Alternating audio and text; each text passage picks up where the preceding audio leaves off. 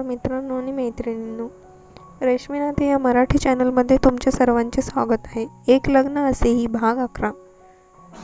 डोळे बंद करूनही त्याला मघाशी बाल्कनीत हात पसरून अंगावर गारगार वारा झेलणारी सई दिसत होती. त्याने लगेच डोळे उघडले. थोडा वेळ कूस बदलून त्याने पुन्हा डोळे मिटले आणि पुन्हा तोच प्रसंग त्याला आठवू लागला. त्याने लगत बाजूच्या ड्रॉवरमधून स्लीपिंग पिल घेतली आणि खाऊन परत डोळे मिटले. मग काही क्षणातच त्याला झोप लागली.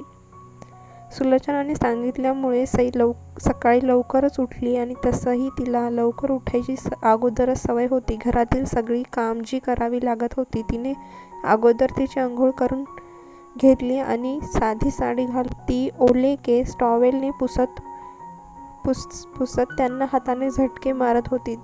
त्याचे शिंतोडे माहीच्या चेहऱ्यावर पडले आणि तिची झोप मोडली. अगं वहिनी, किती लवकर उठलीस? माही डोळे चोळत उठून बसली. माईंनी सांगितलं होतं ना, सई म्हणाली. अगं हो, पण आत्ता कुठे 6 वाजलेत. पूजा 9 वाजता ठेवली आहे, माही आळस देत म्हणाली. हो का, मला वाटलं सकाळी लवकर उठून आवरायचं आहे म्हणून मी, सई म्हणाली. काही हरकत नाही, चल आपण जिममध्ये जाऊ, माही बेडून उठत म्हणाली. कुठे? सई गोंधळून म्हणाली. अगं जिममध्ये, टेरेसवर मस्त जिम तयार केलेली आहे. देवांश भाई, श्याम भाई, राजू सगळे यावेळी जिममध्येच असतात. मी मूड झाला तसं जाते. आज तू पण चल, माही म्हणाली. नाही नको, मला त्यातलं काही येत नाही, सई घाबरून म्हणाली. देवांश तिथे असेल याची तिला भीती वाटली होती. अगं त्यात काय एवढं, मी सांगेल तुला, चल. माही तिला हाताला धरून जबरदस्ती रूम बाहेर घेऊन गेली. अगं माही, खरंच नको, सई तिला म्हणत होतीच की दोघीही भराभरा पायऱ्या चढून वर आल्या. अद्याप तर तिथे कोणी आलं नव्हतं, त्यामुळे सईला थोडा धीर वाटला. हे बघ, ही आहे जिम, छान आहे ना? हे ट्रेडमिल आहे, ही सायकल, हे डंबल, असं म्हणत माही तिला सगळ्या गोष्टीची माहिती देत होती. छान आहे, सई म्हणाली. तू हे डंबल्स घे, यांना असं अप अँड डाऊन डायरेक्शनने वापरायचं. माहीने 5-5 किलोचे डंबल तिच्या दोन्ही हातात दिले. ते हातात घेताच सई पाठीतून लगेच खाली वाकली. अगं आई गं, किती जड आहे हे, सई डोळे मोठे करून ताठ होत म्हणाली. मग हे घेस, हे सगळ्यात कमी वेट आहे. माहीने तिला 2 किलोचे डंबल हातात दिले. सईने लगेच ते हातात घेतले आणि हां, हे ठीक आहेत, असं सई हसत म्हणाली. देवांश आणि राजू नुकतेच लिफ्टने जिमसाठी वर आले होते. समोर सई हातात डंबल घेऊन उभी दिसली आणि ते तिला बघत जागीच थांबले. बॉस, तुम्ही 15-15 किलोचे डंबल उचलता आणि वहिनी 2 किलो, असं म्हणून राजू ओठ दाबून हसायला लागला. तिला या गोष्टीची सवय नसणार, देवांश म्हणाला. त्याचं पूर्ण लक्ष तिच्यावरच होतं. त्याची पापणीही न हलवता तिच्याकडे बघत होता. सकाळी सकाळी गुलाबाच्या टवटवीत फुलासारखी खूपच सुंदर दिसत होती सई. तिचे पाठीवर रुळणारे लांब केस, गुलाबी ओठ, पोपटी कलरच्या प्लेन साडीत ती नाजूक कोवळी काकडीच दिसत होती. तुम्हाला कसं माहीत, राजू मुद्दाम म्हणाला. किती बारीक आहे, बघितलं नाहीस का? आणि नाजूक सुद्धा. हिच्यापेक्षा चवळीची शेंग बरी, देवांश पटकन म्हणाला. चवळीची शेंग? राजू हसत म्हणाला. त्यांचा हसण्याचा आवाज ऐकून सईने त्यांच्याकडे पाहिलं आणि एकदम स्तब्ध उभी राहिली. काय झालं माहीने विचारले. सई काहीच बोलत नव्हती. तिने लगेच डंबल्स खाली सोडून दिले. भाई, गुड मॉर्निंग, माही देवांशला बघून म्हणाली. गुड मॉर्निंग, देवांश तिला स्माईल करत म्हणाला. राजू देवांशला घेऊन त्यांच्याजवळ आला. देवांशने सईकडे पाहिले. ती नजर झुकवून उभी होती. तितक्यात राजूचा फोन वाजला आणि तो थोडा बाजूला जाऊन उभा राहिला. माही, देवांश म्हणाला. हां भाई, माही म्हणाली. तुला जिम रूल्स माहीत आहेत ना? इथे विदाऊट सूट शिवाय यायचं नाही, देवांश सईकडे रोखून बघत म्हणाला. आय एम सॉरी भाई, गडबडीत मी आणि वहिनी तसेच वर आलो, माही म्हणाली. नेक्स्ट टाईम लक्ष असू दे आणि हे नियम सगळ्यांना सांग, देवांश कोरड्या स्वरात म्हणाला. हो भाई, मी आत्ताच माझे शूज घालून येते, असं म्हणत माही तिथून पळत खाली गेली.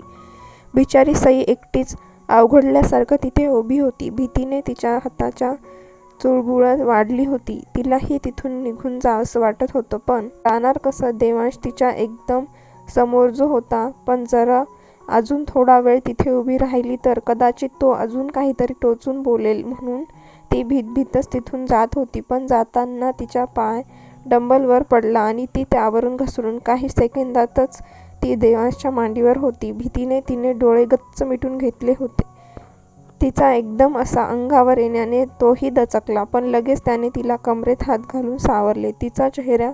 तिच्या चेहऱ्यावर खाली पडण्याची प्रचंड भीती त्याला दिसत होती.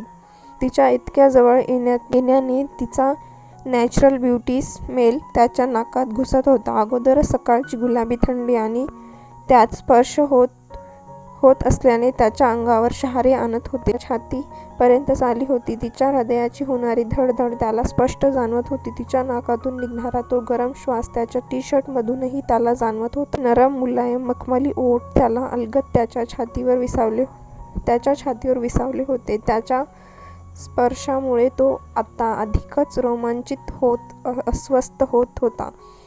राजूचा फोन कॉल केव्हाच संपला होता आणि तो आपल्या बॉसचा चाललेला रोमॅन्स मस्त एन्जॉय करत गालात हसत तिथेच उभा होता. मी पडले का खाली? सई हळूच स्वतःशीच म्हणाली, पण ती देवांशच्या मांडीवर असल्याने त्याला ऐकू गेले नाही अजून. देवांश म्हणाला, हो का? सई डोळे उघडून म्हणाली आणि खाली पाहिलं. तिचे पाय एका साईडला हवेत तरंगत होते.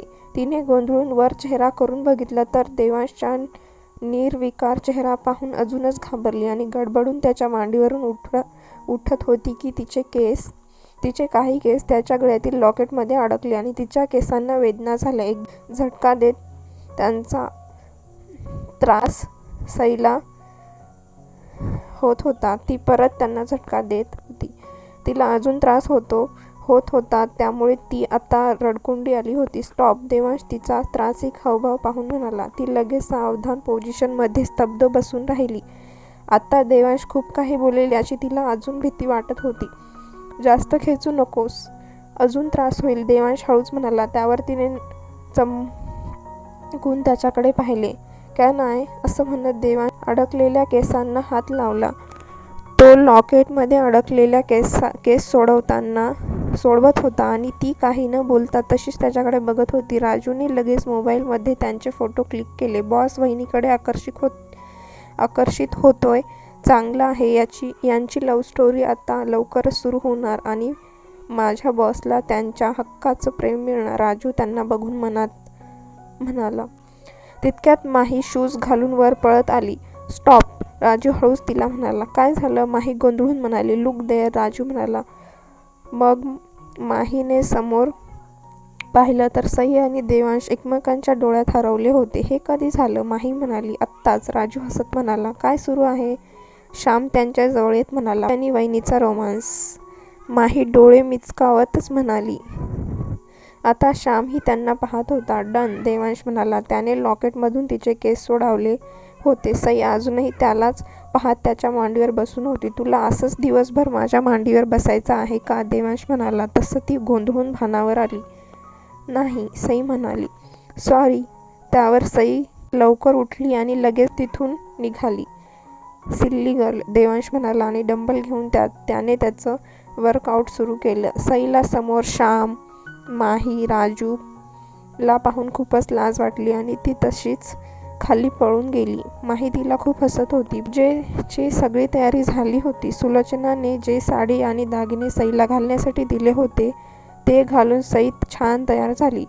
ओय होय, क्या बात है, खूप सुंदर दिसतेय वहिनी, माही रूममध्ये येत म्हणाली आणि त्यावर सई अगदी मनातून हसली, कारण आजपर्यंत तिच्या सौंदर्याची तारीफ कल्याणीशिवाय कुणीच केली नव्हती. बाय द वे, जिममध्ये काय चाललं होतं? सईच्या खांद्यावर हात ठेवत माहीने विचारले. काही नाही, सई गडबडली. अगं, असं लाजायला काय झालं? आता तर हे रोजच होणार. आम्हाला जिममध्ये येण्याची वेळ बदलावी लागेल, माही डोळे मिचकवत म्हणाली. असं काहीच झालं नाही, सई भीतभीत म्हणाली. मी तर म्हणतोय असं रोज व्हायला पाहिजे. माहीच्या नशिबात त्याला आत्तापर्यंत अजिबात कुणाचंच प्रेम भेटलं नाही. ते तुझ्यामुळे मिळेल. तुझ्या सहवासाने तो पूर्वीचा देवांशभाई होईल, माही म्हणाली. म्हणजे? सईने विचारले. देवांशभाई आता जितका रूढ आणि एकलकोंडा वाटतो ना, तो अगोदर तसा नव्हता. 2 वर्षापूर्वी त्याचा एक मोठा अपघात झाला आणि त्यात त्याचे पाय गेले. त्यामुळे त्याची गर्लफ्रेंड ईशाने त्याला सोडलं आणि त्याच्या प्रेमावरचा विश्वास उठला.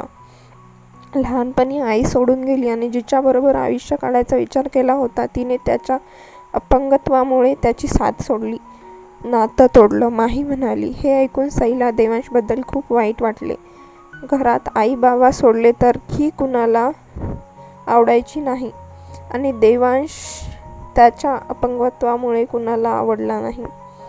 माझ्या देवांश भाईकडे खूप पैसा प्रॉपर्टी आहे पण त्याच्या आयुष्यात प्रेम नाही, ना त्याच्या प्रेमिकेचं ना, माही म्हणाली.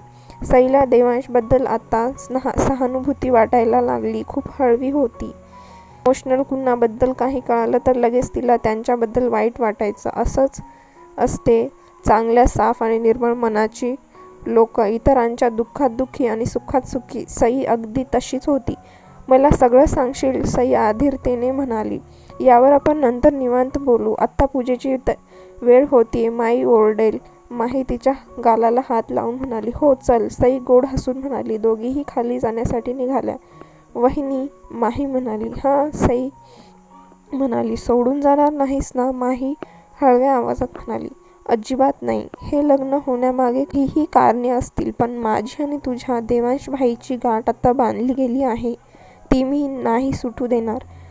सई तिच्या चेहऱ्यावरून हात फिरवत म्हणाली. थँक्स वहिनी, आय लव्ह यू. माहीने तिला आनंदाने मिठी मारली. तिला बोलवायला आलेली सुलोचनाच्या डोळ्यात पाणी आलं. ती दारात उभी राहून त्यांच्या गप्पा ऐकत होती. सईचे बोल ऐकून तिने मनातच देवाचे आभार मानले आणि आल्या पावली निघून गेली. देवांश अगोदरच पूजेसाठी खाली आला होता. राजूने त्याला पूजेच्या पाटावर बसवलं होतं. सगळे सईची वाट पाहत होते. माईने तिला लवकर उठून पूजेसाठी आवरायला सांगितलं होतं ना, मग ही अजून आली कशी नाही? एकतर या धुरामुळे डोळे जळजळ करत आहेत आणि झोप मोड झाली ती वेगळी, सोनाली म्हणाली. नाहीतर काय, आणि वरून माईने त्यानंतर यायला सांगितलं आहे आणि मी त्यांच्यासोबत जाणार आहे म्हणे.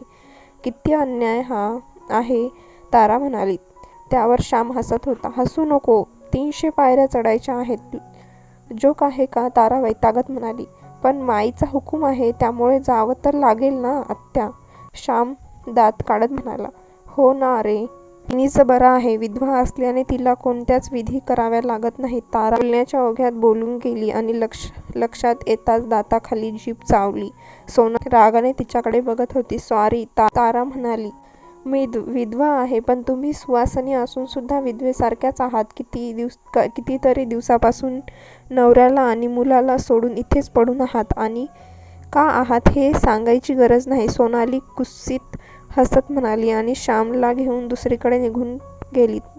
ताराला तिच्या बोलण्याचा खूपच राग आला आणि मनात तिला घालत होती. येत आहे ती गुरुजी, सुलोचना म्हणाली आणि त्यावेळी सई आणि माही पायऱ्या उतरत खाली येत होत्या. सगळे सईला एकटक पाहत होते, देवांश सोडून. पण त्याच्या कानी तिच्या पैंजणाचा आवाज ऐकू आला आणि त्याच्या मनात लगेच चलबिचल सुरू झाली आणि त्याने वळवून तिच्याकडे पाहिले आणि पाहतच राहिला. त्याच्या आईची ठणीत सई खूप सुंदर दिसत होती. काही वेळेसाठी तर त्याला तिचाच भास झाला. तेच दागिने, तीच साडी, तेच सौंदर्य, ते पाहून देवांशच्या चेहऱ्यावर लगेच हसू उमटलं, जे सुलोचना देवीच्या नजरेतून सुटलं नाही. सई सुलोचना समोर येऊन उभी राहिली. बाळा, खूप गोड दिसतेयस. मीनाची साडी खूप छान दिसतेय, सुलोचना म्हणाली. त्यावर तारा सोनालीने लगेच नाक मुरडले. जा देवांशच्या बाजूला जाऊन बस, सुलोचना म्हणाली. सई देवांशच्या बाजूला जाऊन बसली. गुरुजींनी मंत्र उच्चार करत पूजा सुरू केली. दोघेही गुरुजी सांगतील त्या पद्धतीने पूजा करत होते. सईने त्याच्या हाताखालून तिचा हात लावला. हेटाळणी पूजेच्या विधी पार पडत होत्या. 2 तासाने पूजा संपन्न झाली. दोघांनीही गुरुजींना नमस्कार केला. राजूने देवांशला व्हीलचेअरमध्ये बसवलं आणि मग दोघेही सुलोचना आणि सोनाली, तारा यांच्या पाया पडून आशीर्वाद घेतला. राजू, या दोघांना घेऊन तुला कुलदेवतेचे दर्शनाला जायचं आहे, सोबत तारा येतीये, सुलोचना म्हणाली. हो माई, गाड्या तयार आहेत, राजू म्हणाला. माई, तुझ्या म्हणण्याप्रमाणे मी आता पूजा केली ना, त्यात हे कुलदेवता अजून कशाला, देवांश वैतागत म्हणाला. जावं लागेल देवांश, रीत आहे तशी. या घरातील नवीन जोडपं त्यांच्या वैवाहिक जीवनाची सुरुवात कुलदेवतेचा आशीर्वाद घेऊनच करतात. तशी परंपरा आहे आपली, सुलोचना म्हणाली. हिला समजवण्या मान डोलावली आणि व्हीलचेअरचं बटन दाबून मॅन्शनच्या बाहेर गेला. सई बाळा, तिथं जाऊन देवीची ओटी भर. तारा सांगेलच, मी आले असते, पण या वयात इतक्या पायऱ्या चढायला जात नाहीत, सुलोचना देवी म्हणाल्या. सुलोचनाकडे प्रश्नार्थक मुद्रेने पाहिलं. सुलोचनाला तिच्या चेहऱ्यावरील मजले. देवांश कसा वर चढेल हाच विचार करत आहेस ना, सुलोचना म्हणाली. त्यावर सईने हो मध्ये मान डोलावली. त्याच्यासाठी मी पालखी तयार ठेवली आहे, तिथे गेल्यावर कळेल, सुलोचना तिच्या चेहऱ्यावरून हात फिरवत म्हणाली. सुनबाई, झालं असेल तर चल, आत्ता खूप लांब जायचं आहे, तारा म्हणाली. सईने परत सुलोचनाच्या पाया पडल्या, आशीर्वाद घेतला आणि तारासोबत बाहेर आली. हा भाग कसा वाटला कमेंट करून नक्की सांगा आणि आपल्या चॅनलला सबस्क्राईब करा.